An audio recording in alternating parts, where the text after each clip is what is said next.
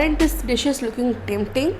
So in this entire video I'll be making this yummy Indian dishes constituting a complete thali, different flavors, and the best part is that I have not used any onion garlic in all these recipes. The combination of all these recipes was just wow. Do give it a try if you want to have something or have to try something new in the festive season, especially Diwali is coming. You can give it a try. I have shared it in the most easiest way. I have shared dal fry, some raita, some stir fry, sweets. Stay tuned for this entire thali recipe in Source Food Corner English. Hey guys, I am Subhankari and I welcome you all to my channel Source Food Corner English, and I hope you all are doing great in your lives. If you are new to my page, do subscribe to my page and do not forget to tap the bell button. Thank you all for loving my channel so much and liking my videos.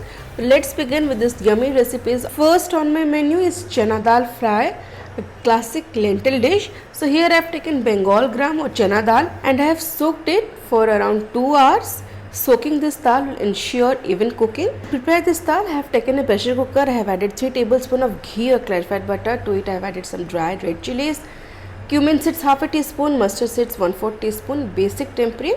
So this ratios matter, and green chili according to taste, few curry leaves, and I'll be adding Heeng or Asafoetida around 1/4 teaspoon. This gives a very nice flavor in the dishes where we are not using onion garlic, and grated ginger I have used. I'll temper this ghee with these ingredients, saute for around 20 to 25 seconds, and then I'll be adding one large tomato chop. Give it a mix. And to this actually I have forgotten to add bay leaves before, so bay leaf I'll add at this stage. You can add at the time of adding the cumin and mustard seeds. Give it a mix, and now to this I'll be add just few whole spices, one in cinnamon, green cardamom and one cloves. That's it.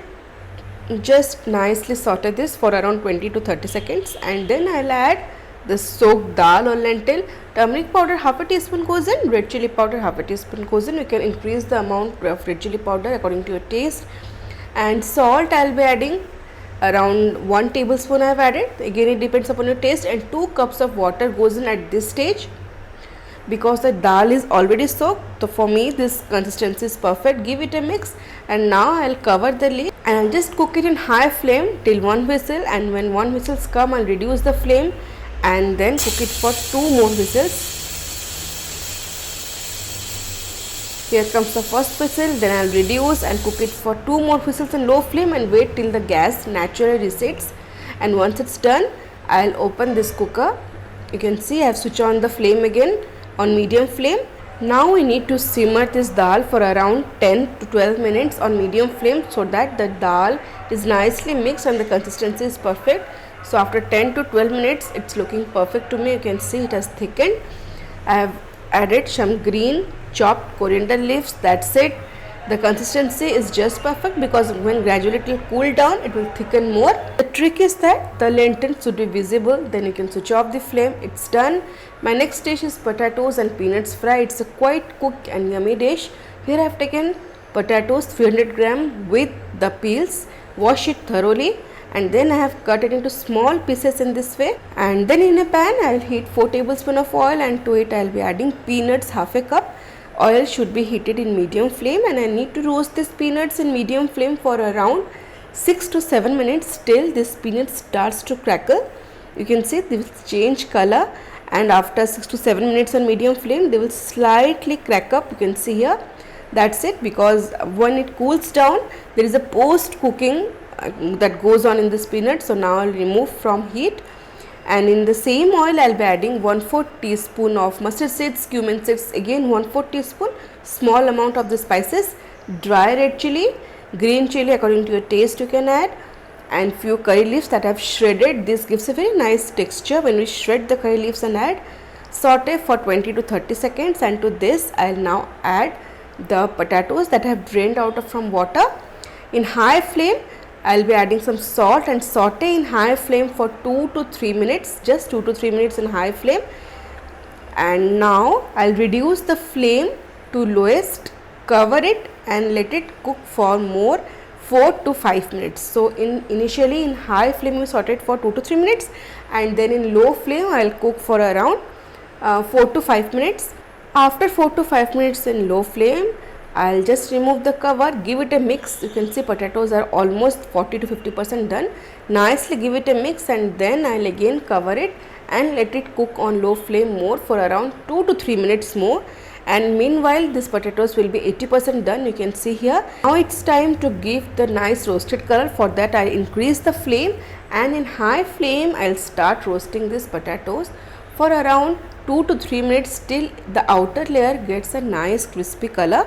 Now I'll reduce the flame to do the next process. Now goes some spices: cumin powder 1/4 teaspoon, turmeric powder 1/4 teaspoon, coriander powder 1/2 teaspoon, and red chilli powder I'll be adding a 1/4 teaspoon because I'll be adding black pepper powder after this. So here comes black pepper powder around 1/4 teaspoon. As the potatoes are nicely roasted, and now we are adding the spices, a very nice and even coating will form.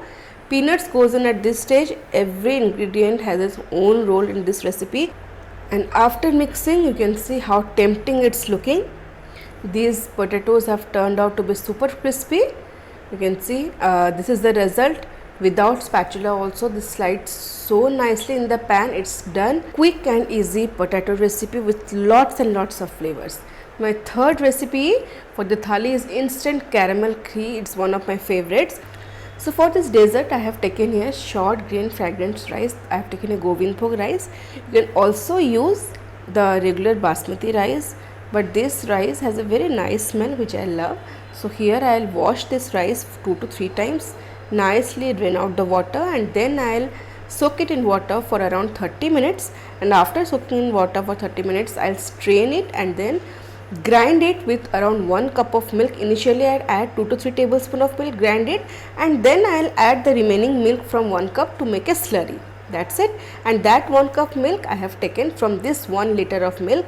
So the remaining 750 ml I had taken 1 liter. So 1 cup I used to make the slurry, and remaining I'll add in a pan and wait till it comes to a boil. Once it starts to boil, I'll reduce the flame to medium and cook for just around 5 to 6 minutes on medium flame, and then this is the slurry that we had made with the rice. So this, reduce the flame to lowest, and then I'll be adding this slurry and simultaneously I'll be stirring, because this is instant kheer. It will cook very quick. Make sure the flame is on lowest and stir continuously for just 1 to 2 minutes, and our rice will be cooked very quickly. At this stage, after 1 to 2 minutes on low flame, I will be adding 1/4 cup of sugar. 1 to 2 tablespoons I have left. From this I'll prepare caramel, and cardamom powder 1/2 teaspoon I'll add. Give it a mix because the sugar will melt now. Meanwhile, we'll prepare the caramel. Make sure this flame is on low flame because that's very important, otherwise it will stick to the pot. And here I have melted the 2 tablespoons of sugar in low flame.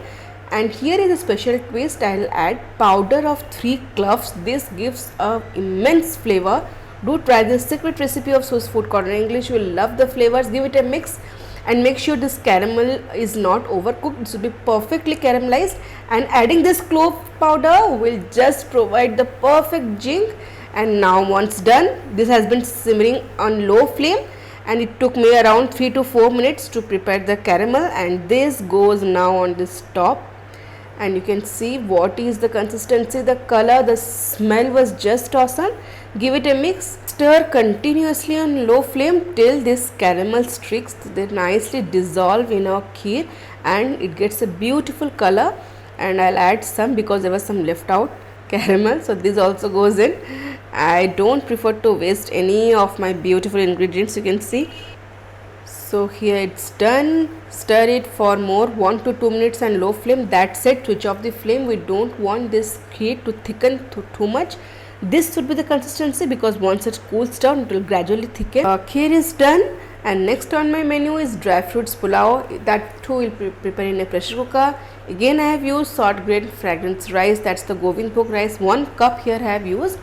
Now I will wash it again 2 to 3 times and soak it in water for around 30 minutes. And meanwhile, let's prepare the tempering. After 30 minutes we'll be strain this rice and we'll use it. Here I have taken ghee 4 tablespoons, cashew nuts 2 tablespoons. I've split it in half. Now I need to roast these cashew nuts in low flame for around 20 to 25 seconds. And once it's done. After 20 to 25 seconds, I'll be adding raisins 2 tablespoons, and both I'll roast for more 20 seconds. In low flame, make sure the flame is low, and then I'll take them out from ghee, because after roasting also post cooking continues in these nuts. In the same cooker, I'll be adding black cardamom that has slightly crushed, cinnamon 1 inch and 1 green cardamom, and then to this goes some cloves and peppercorns, bay leaf 1. These all spices will give a very nice flavor we combined with the Govind Bhog or the short grade fragrant rice. Once I have tempered this, I'll strain the rice and add it in the pressure cooker. Roast this rice with the spices till it separates. You can see it has nicely roasted. It takes around 2 to 3 minutes on medium flame. This is a must step when we prepare a pulao. This ensures our pulao will be non-sticky. It's done here, and now I'll be adding water. So I have added here hot water. So for 1 cup of rice, I have taken here 1.5 cups of water, because I have already pre-soaked the rice. Some salt goes in, sugar goes in. That's very important for this pulao. Give it a nice mix, and then to this I'll be adding the fried cashews and raisins, and then this need to be cooked in high flame for 1 whistle, and then reduce the flame and again wait for 1 whistle more, then switch off the flame. Once the gas naturally recedes, we'll open the lid and our pulao will be ready. And lastly, we'll prepare yummy carrot raita. For this recipe, I have heated 2 tablespoons of oil, mustard seeds, 1/4 teaspoon goes for tempering, some cumin seeds again, green chili, and to this I'll be adding again ginger, that's 1/2 inch. I have grated it. This goes in, and few curry leaves I'll be adding.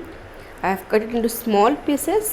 Nicely I'll roast this for around 10 to 20 seconds, and to this I'll be adding 2 medium size carrots that I have grated. Salt 1/4 teaspoon goes in, and the black salt I have added here 1/4 teaspoon. So both the salt I have added. Give it a mix in high flame for just 20 seconds. Carrot need to be sauteed in this tempering in high flame for 20-25 seconds. That's it. Then switch off the flame after 25 seconds, because we don't want this carrot to be overcooked. Wait till it cools down. Meanwhile, I have taken a curd around 300 gram. Mix it nicely so that it becomes smooth. To this, I will be adding black salt 1/2 teaspoon. Roasted cumin and chili powder here goes. You can add it according to taste. I had taken some cumin seeds and 1 dry red chili. Nicely roasted them, dry roasted them, and then I had made a powder. And meanwhile, my carrot has already cooled. This goes in this nicely flavored curd. Give it a mix, and our easy, delicious carrot raita is ready. Believe me, you will love these flavors. All my recipes are done, so let's serve this beautiful thali. First comes my Chana Dal Fry. You can see the consistency has thickened. That's what I was talking about. And next is Navratna Korma. This recipe had uploaded just a day before. Delicious, super creamy Navratna Korma without onion garlic, quick potato peanuts fry. This is one of my favorites, and a nice taste of carrot raita. You can see how yummy it's looking. I have added some carrots for garnishing, and then here comes the instant caramel kheer. You can see the consistency. It's so lovely and was made in just 5 to 7 minutes. Here comes the pulao, and to finish it off, I have made some nice lachha parathas. These are pure atta lachha parathas, whole wheat parathas with some kasuri methi and heeng. And this is what my yummy thali celebration thali looks like. All these dishes have very different taste, and when combined they will just surprise your taste buds. Do try this combo in the festive seasons, be it in Diwali or New Year. Give your family abundance of taste and nutrition with this complete thali. I have tried my best to inculcate all the flavors, as I said, so that the combination will be just wow. I hope you have liked my efforts. If you have liked the video, do give a thumbs up, share with your family and friends, and do not forget to subscribe to my page. You can also follow Su's Food Corner English on Instagram and Facebook. See you in next video. Till then, stay safe, love life, and happy fooding.